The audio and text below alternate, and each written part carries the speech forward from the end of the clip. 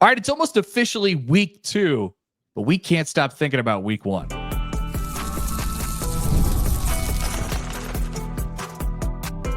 You are Locked On Nebraska, your daily Nebraska Cornhuskers podcast, part of the Locked On Podcast Network, your team every day.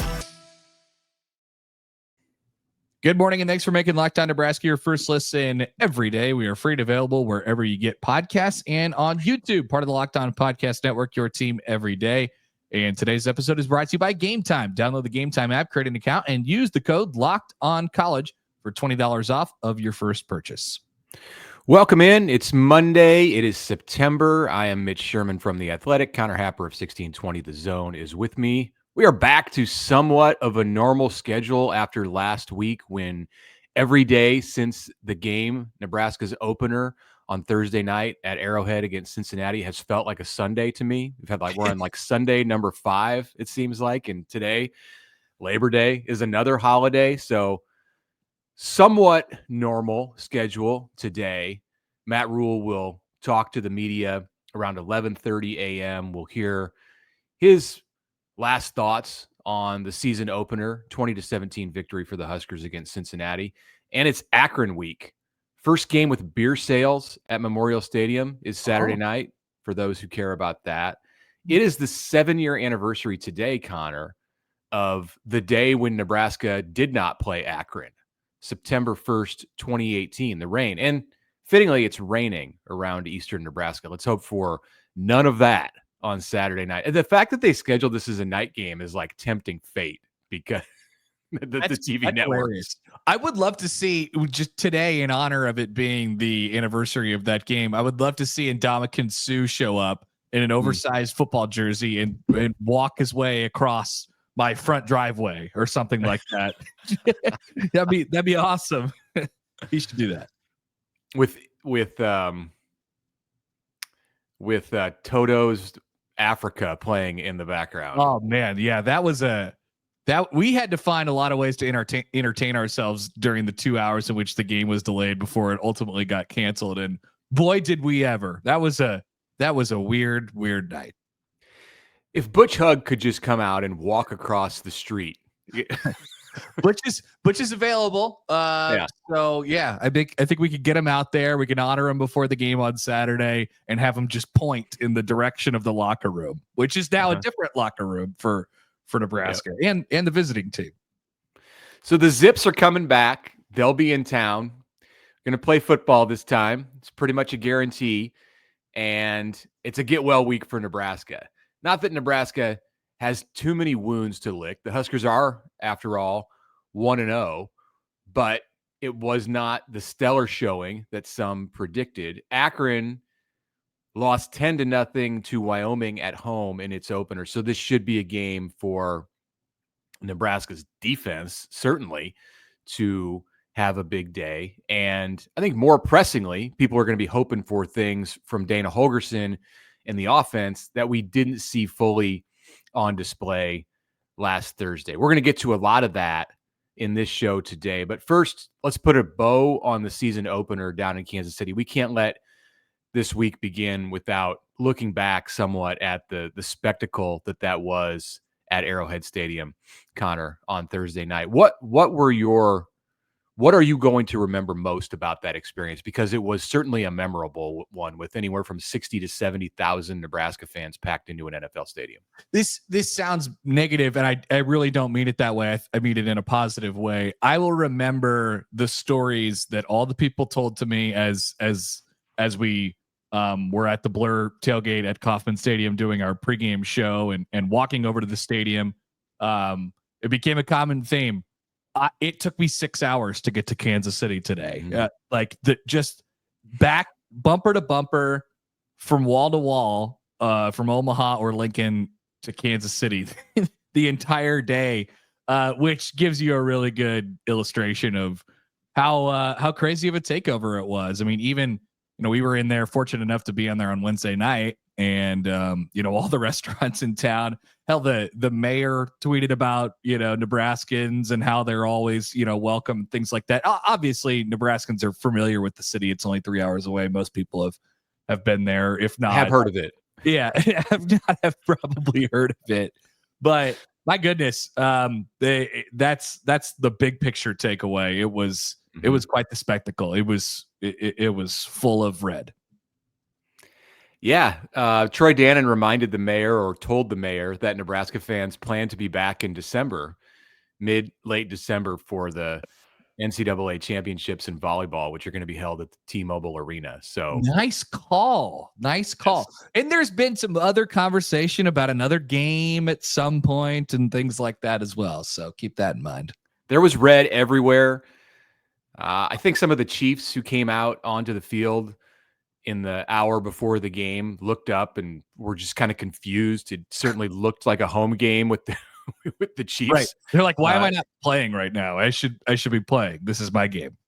To think that Patrick Mahomes just stood on the sideline and watched Nebraska warm up for 45 minutes, and there was Travis Kelce and Jason Kelce over on the Cincinnati sideline, and Mahomes had a bunch of his teammates with him. Unfortunately, like, they weren't wearing the credentials with names on them, so you could pick. I picked out George Karlaftis. There were several others who I probably should have known. I didn't recognize. I didn't see Chris Jones. Haven't seen him in person in a long time, but I don't think maybe he was there, maybe not. I would have recognized Isaiah Pacheco, some others, but Mahomes definitely stole the spotlight down there on the Nebraska sideline. And you could see like numerous Nebraska players as they warmed up in the line, like Heinrich Harburg is like running sprints straight at Patrick Mahomes, and he's kind of got this look in his eye, like, man, Patrick Mahomes is standing on the sideline. That's one person who I'd be running straight at those dudes, like, just watch me warm up. That's a very, very unique situation. And I was trying to get a read because I was over in that area. I was kind of hoping that Nebraska's quarterback, Dylan Raiola, would come over and have some kind of a moment with Mahomes. Like, by the way, I'm not even going to go. Yeah, I'm not going to go too far down this rabbit hole, but like the Mahomes Raiola stuff was completely out of control, off the handle, low hanging fruit type stuff going on Thursday night. But we'll just let other people obsess and drool over that. Dylan never came over to embrace Patrick, which is probably worth saying, because I think that there's a nation of college football people who believe that Dylan was actually like groveling at Patrick's feet while he was out there on the field. There was no kind of embrace between the two of them. If he would have, you would have known about it. Let's put it that way. Oh my goodness. You would have certainly seen it on the internet. So yeah. And I wonder if maybe that's why Patrick didn't do it, but I'm sorry, Dylan didn't do it, but whatever. Anyway, Dylan's family was down there. Dominic Raiola, Yvonne, his wife, Donovan came over and spent some time with them.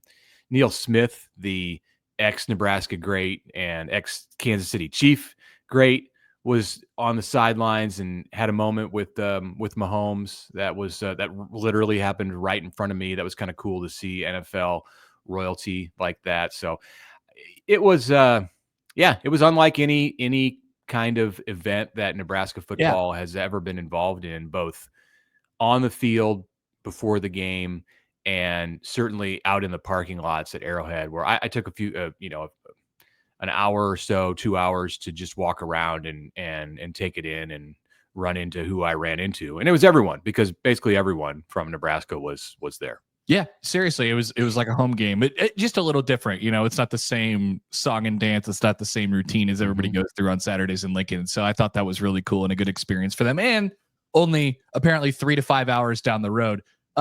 So yeah, it was such a unique thing and an odd thing. We mentioned it several times, I think, before the game was played. But Cincinnati was the home team technically in that game, and they got a lot of the amenities that the home team gets when they play home. I mean, as far as like the media is concerned, all that stuff was set up for basically Nebraska to be the road team. They did bring their stats crew, and they were the ones in charge of that for the game. But, as you walk throughout the inner parts of the stadium, the Cincinnati radio broadcast would be playing over the interior PA, and and things like that. At one point I was listening, it was on in the bathroom, and the Cincinnati play-by-play guy said that Dylan Raiola's dad is on the staff and I thought that's news to me because it's his uncle, but we'll get there eventually. So sorry to the Cincinnati play-by-play guy, but I had to throw you under the bus on that one. But it's just there's a lot of just quirky, weird stuff like that, and all happens in an NFL stadium a couple hours down the road. Did you get the elevator attendant who was telling jokes? No, I did not. There was an elevator attendant who was just full of jokes. A lovely elderly woman who I got her elevator twice, Yikes. maybe 3 times, and it was the same round of jokes each time. She said, "Did you hear that the NFL has reversed the engagement of Travis Kelce and Taylor Swift?" And everybody kind of looked at her like, "Oh my God, what?" Sure. Or she said, "Did you hear that the engagement is off?" And people were stunned. And then she said, Roger Goodell called and said that his knee didn't hit the ground when he proposed. So I don't know if what the first time. Yeah, I don't know quite what the reference is there, but if there's been some kind of controversy with your knee being on the ground, but whatever, it intermixed all of the topics that people would want to discuss when college football or just football in general and this day came together. It was for the Chiefs. It was kind of all about the Chiefs. Not as much like the last time Nebraska played a football game before Thursday night when the Huskers went to Yankee Stadium, and the Pinstripe Bowl is entirely all about the Yankees from an administrative standpoint. This did not reach those kinds of levels, but I do think there were quite a few people who worked the game, whether you were riding the elevator or trying to get out to the field as a member of the media pregame, or trying to get to the media room after the game, who were just kind of like, what are all you people doing here? This is the Chiefs are not playing tonight. Don't you know that this is not important? It's a very, I've never been to an NFL game, but college games and NFL games feel very, very, different when you watch them on TV, when you listen to the players talk, and it was like Nebraska was mixed in with an NFL team for one night, and just it had that sort of vibe to it, whether you're walking into the stadium, seeing all the people that were, I don't know. We oftentimes remark about how much event staff Nebraska has on their game days at Memorial Stadium. Guys in the yellow jackets. Yeah. The Chiefs must have double. They have a person at every 10 steps. Obviously security's a little high. I think we were fortunate enough to go into the same entrance as royalty and Travis and Taylor that night. But so that makes a lot of sense why there was a bunch of people there. But man, it's just a professional atmosphere. It was pretty cool and a very, very unique experience. Yeah, if you're Mahomes or Kelce or certainly Taylor Swift, you bring your own security on top of the security that they already have that the NFL and the Chiefs provide. All right, we're going to turn the page from that, take a break, come back, talk about a wild and somewhat unexpected week 1 in college football. That's next. But first, a word from our friends with the Game Caps. Quick question for all you college football fans out there. If you could go back in time and you could sit front row at your school's biggest rivalry game, say in the 70s, 80s, 90s, I'm talking about any decade, any game, pick one. Have you ever thought about which hat you might be wearing? Yes. Think about it. Start thinking about it right now. For me, it would be hats from the game. These aren't just hats. They're vintage style they're hats that vintage style fans wore back in the 80s and 90s. And guess what? They still go for the same price that they did back then. When you use the code Locked On, you will get your vintage hat for just $16.99. And yes, we have received a couple of them in the mail. If I could pull it off of how about this right here? You see this, Mitch? Oh, look at that. That is a beautiful looking hat. Is a hat from our friends at the It looks like something that Tom Osborne would have worn on the sidelines in an Oklahoma game from the 80s or 90s. It really does. I wore it around on Wednesday, and people were saying, where did you get that? And I said, I don't know. It just appeared in front of me. It was from the game. Head to thegamecaps.com. Grab your team's classic bar retro circle design, and use the code Locked On for an exclusive discount, because legends wear the game.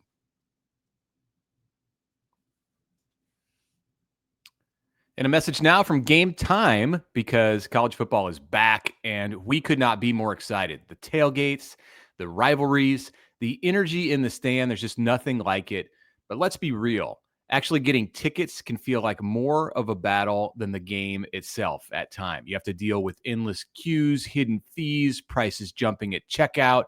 That's why I use Game Time. It's the app that gives the advantage back to fans.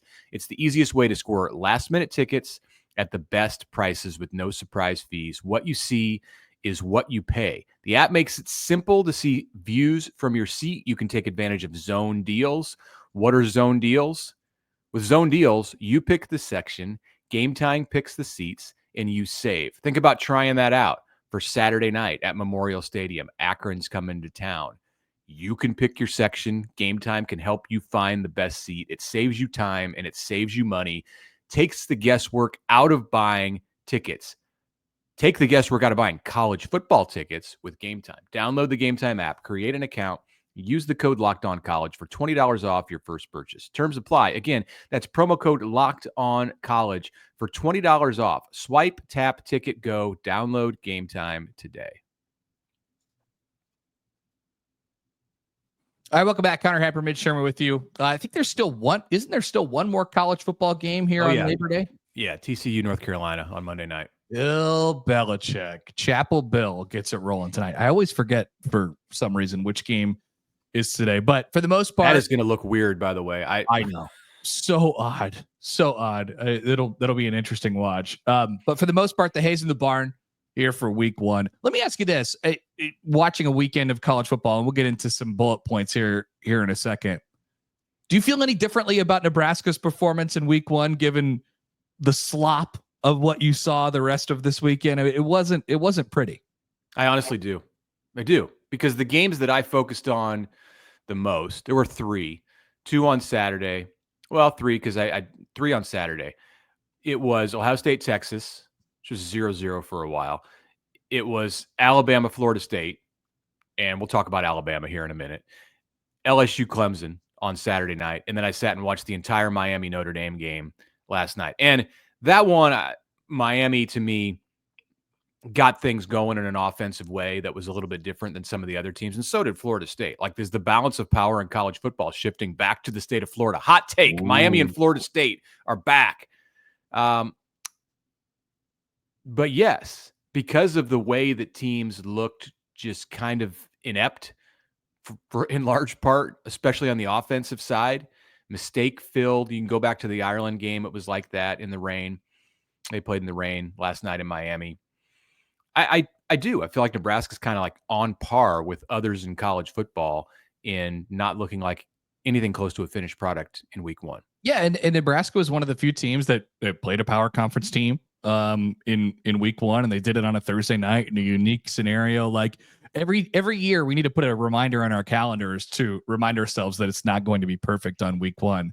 With that being said, like, Nebraska's got some kinks to work out, obviously, but they got to win. And not all teams can say that, including the number one team in the country, which, they lost to the number 3 team in the country, soon to be the number 1 team in the country in Ohio State. But even our friends over on the other side of the Missouri River had to pluck away for a little while to beat the Albany Great Danes. Mark Gronowski threw for 44 yards in his debut. That wasn't pretty. Alabama loses over the weekend. I mean, it was pretty fun. It was some good action all weekend long, with the exception of the kind of weirdness of it all. You could be UCLA this morning. That's the thing for Nebraska fans to remember. UCLA, if you didn't stay up late and watch it on Saturday, lost 43-10 at the Rose Bowl against Utah. And I think Utah is a very good Big 12 team, better than Cincinnati for certain. But UCLA, non-competitive in the first game with Nico Iamaleava at quarterback. That's that's an ugly situation. It was kind of an ugly situation in the preseason because of Deshaun Foster hiding his team from the public and the media. Mhm. And now maybe we see why. So Arch Manning was not hidden from the public in the media for any time during his first couple of years at Texas. People thought he was about to become the greatest quarterback in college football history, and he went out and looked very mediocre. It wasn't just that Texas couldn't get in the end zone, and Texas made it interesting at the end, but to come away with 7 points and be shut out for 3.5 quarters, that was very ugly. Arch just didn't look comfortable, and maybe that was an Ohio State thing. We'll see. I'm sure he's gonna get well over these next few weeks, but like, let's hold off on like giving him a couple of Heismans. Yeah, I agree. He is gonna be fine. I mean, they played a really good defense, and I just felt like that game was always going to be, I think I predicted 17-13 or something like that. Like, I just thought it was always gonna be like that. Jeremiah Smith dropped a few balls too. But I will say Julian saying, I mean, he looked comfortable. Composed. Yeah. He looked comfortable, which I thought was a really good deal for obviously for Ohio State. I still don't know about their ceiling with a freshman quarterback, but we're talking about grading on a curve with Ohio State here, but that's a great win to get out of the way early. And so, as projected, Ohio State's going to be a threat in the Big Ten. I know that's shocking news. Let's go outside the Big Ten for a second. What is going on in Kalen DeBoer's head right now? I mean, this has gone south in a hurry. I think he's 5-5 in his last 10 games or something like that. I mean, it's going to get tricky fast after that season opening loss to Florida State. Well, if Alabama does what its fans want Alabama to do and decides that the Kalen DeBoer experience needs to be ended 2 years in, it's going to cost $70 million for the school. There's no way around that. And Alabama, while being an extremely rich college football program in the grand scheme of the sport, is not Texas or Ohio State as far as the money that just freely flows into the university. Yes, they have ESPN and the SEC, and they've won national championships. But, Nick Saban did that. Nick Saban brought them those riches. Yes, Alabama had amazing history before Nick Saban. You can go back to Bear Bryant. But again, it's a blue blood program, but not as blue blood as some of the rest. As far as its success in this century, it's the most blue blood program. But if you want to base that off of resources and money and like the availability of $70 million through donors to just buy out a coach in the way that Texas A&M did, no, that's not Alabama. Now there may be somebody who's down in Dixie today who's saying, hold on, I'm about to write a check. And if that's the case, then Greg Byrne doesn't have the problems that I think he might have in finding a way to get out of that thing after 2 seasons. But wow, it's getting toxic. It is toxic there.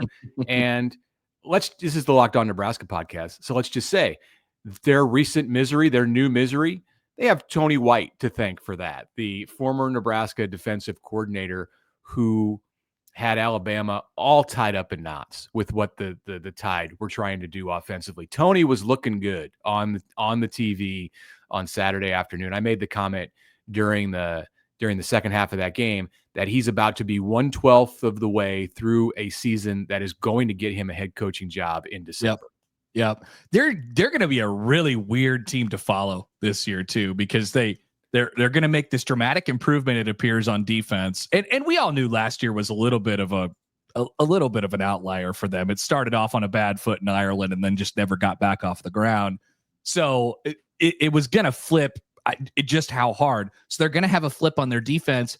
And then their quarterback is like the ultimate wild card for me. I mean, Tommy Castellanos is like, he's a gamer. He talks some crap over the summer. He did. And he's a runner, that's what he does. They play Miami in a month. So that's going to be interesting. Last thing before we break and then get back to Nebraska and what we want to hear from Matt Rhule on Monday.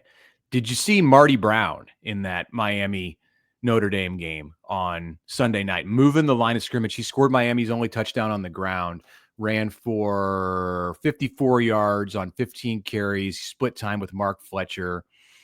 This is the guy from Omaha Creighton Prep who was at North Dakota State and looked at Nebraska and Miami in the transfer portal and picked the Canes. So he's ready. He's legit. He's very much in the mix as a running back for a top 10 team now in Miami. So good. Whoa. Yeah.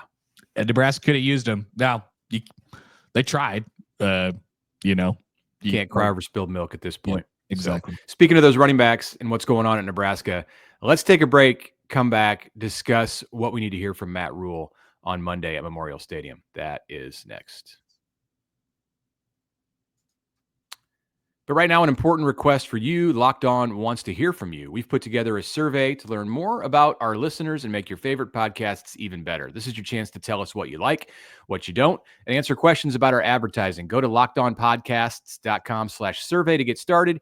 Everyone who completes a survey will be entered for a chance to win one of 10 $100 Amazon gift cards. Again, that's lockedonpodcasts.com/survey. You can also find the link in the show notes. Thanks for helping us out. And now a word from Rougiette. Guys, you've probably heard of Viagra or Cialis. Maybe you've tried them. But if you're looking for something beyond the usual pill, it's time to say hello to Rougiette Ready. Rougiette Ready is a next-gen prescription treatment designed to amplify arousal in the brain and boost your blood flow. Unlike the usual pills that can take hours, Rougiette's 3-in-1 formula dissolves under your tongue and kicks in fast, on average in 15 minutes. Effects can last up to 36 hours, so you can stay confident and in control when the moment is right. If traditional options have not worked, Rougiette might be the answer. Over 150,000 men have already made the switch. Head to rougiette.com/lockedoncollege and use the code lockedoncollege to get 15% off today. That's rougiette.com/lockedoncollege and use the promo code lockedoncollege for 15% off. Individual results may vary with prescription treatment. Compounded drugs are permitted to be prescribed under federal law, but are not FDA approved and do not undergo FDA safety, effectiveness, or manufacturing review. Please visit the Rougiette website for full safety information. All right, final few minutes on this Labor Day Monday of the Locked On Nebraska podcast. Mitch Sherman, Connor Happer with you. Also on Sunday, Nebraska volleyball in the spotlight. Ooh. Danny Busboom Kelly's team pulled a reverse sweep against Kentucky down at Bridgestone Arena, the NHL arena in Nashville. Lots of red in the stands again. Nebraska volleyball showing yet again that it is as national of a brand as college volleyball has. The game was on ABC, and it was a thriller for that audience. I'm sure ABC will be pleased when the television numbers, the ratings numbers come out from that, and we'll see what Nebraska and Kentucky pulled. It was over 700,000 when Nebraska beat Pitt in the season opener on Fox a couple of Friday nights ago. So this ought to be a big one too, and just continuing to see the sport grow. Danny Busboom Kelly showed her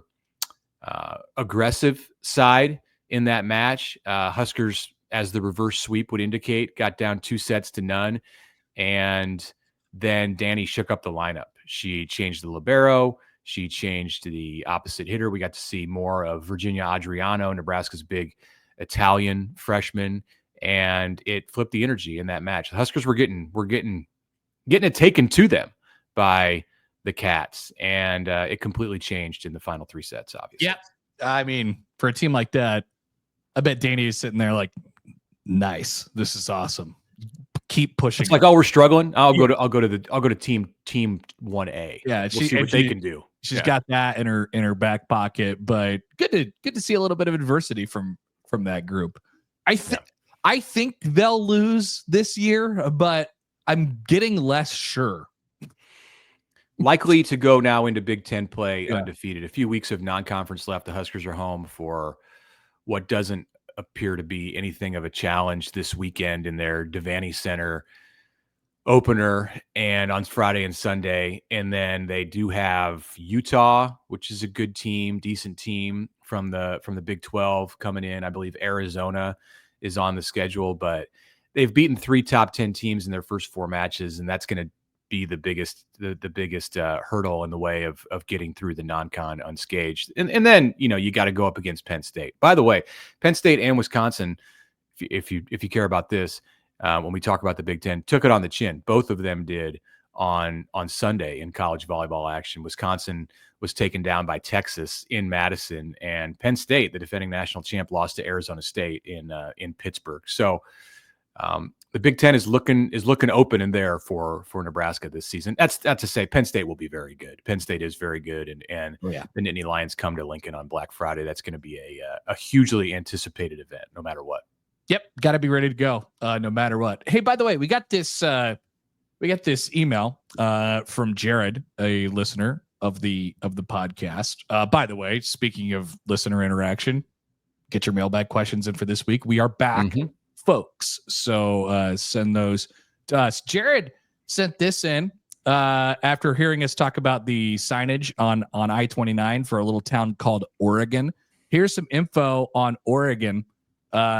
It's a very small town here in Missouri, and it was named Oregon because it was the original starting point of the Oregon Trail. There you go. History lesson on the Locked On Nebraska podcast. That makes sense. I feel like I've heard that before, and I was I was the one who made the comment on the show last week. Like, have you ever seen the sign for Oregon? Have you ever stopped in Oregon, Missouri, or whatever Oregon is? And so thank you, Jared. Thank you, Jared.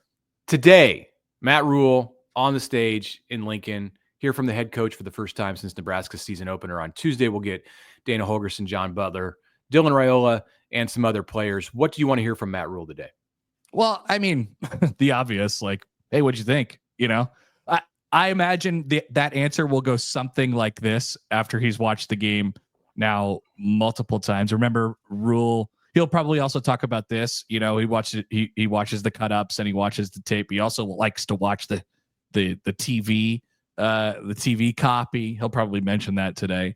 He'll also probably mention something about how everybody else was a little shaky, in week 1. And, so we're just happy to get away with the win and got a lot of stuff to work on.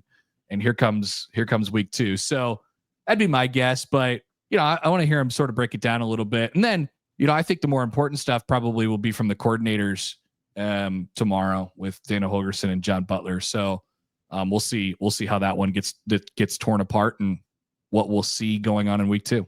A lot of talk I would expect over the next 2 days about limiting the workload on Emmett Johnson, who had 32 touches in the opener, and what Nebraska can do to get Isaiah Mosey and Mekhi Nelson and hopefully some others involved at that running back spot. We'll get word officially on Janiron Bonner today from Matt Rhule, and I don't expect it to be positive. It looks like a major injury that he suffered in the second half on Thursday night. So hoping the best for Nebraska's veteran receiver.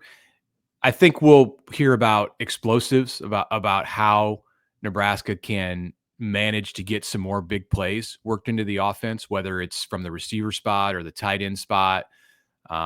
Being more creative. We just didn't get much of that on Thursday in the opener, and that contributed to Raiola's yards per attempt being so low. Yards per attempt were just extremely low, considering that he was at 80% on the completions. Generally, if you see a quarterback who's under 6 on yards per attempt, you expect the completion rate to be down like at 40 or 50%.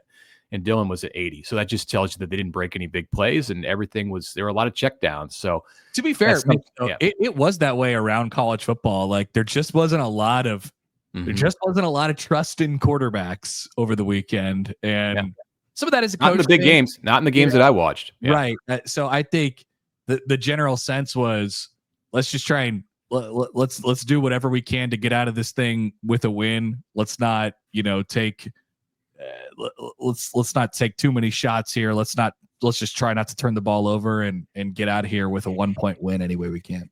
And then I think there'll be some conversation about the front 6 or front 7 on the defensive side and what can be done or how that's looking against the run.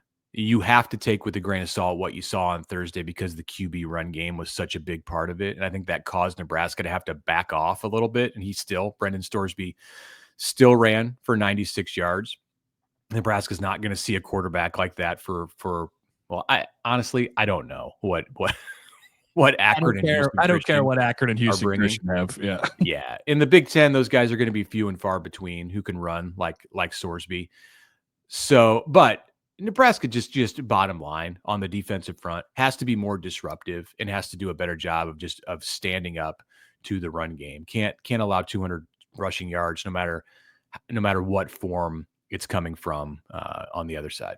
Yep, no doubt about it. So, lot to get back to the lab and work on this week, and of course, we'll keep you updated right here on the Locked On Nebraska podcast. Enjoy your weeks, everyone. We'll talk to you tomorrow. And we remind you before we go, it's another big moment for Locked On college football fans. Locked On and Fire TV present College Football Kickoff, your ultimate college football weekly preview. Drake Toll of Locked On Big 12 leads the conversation alongside two-time AP Coach of the Year, Gary Patterson, former college star Jesse Holley, and Locked On's local experts. A college football preview only Locked On can do. Catch College Football Kickoff every Thursday throughout the season, only on Fire TV.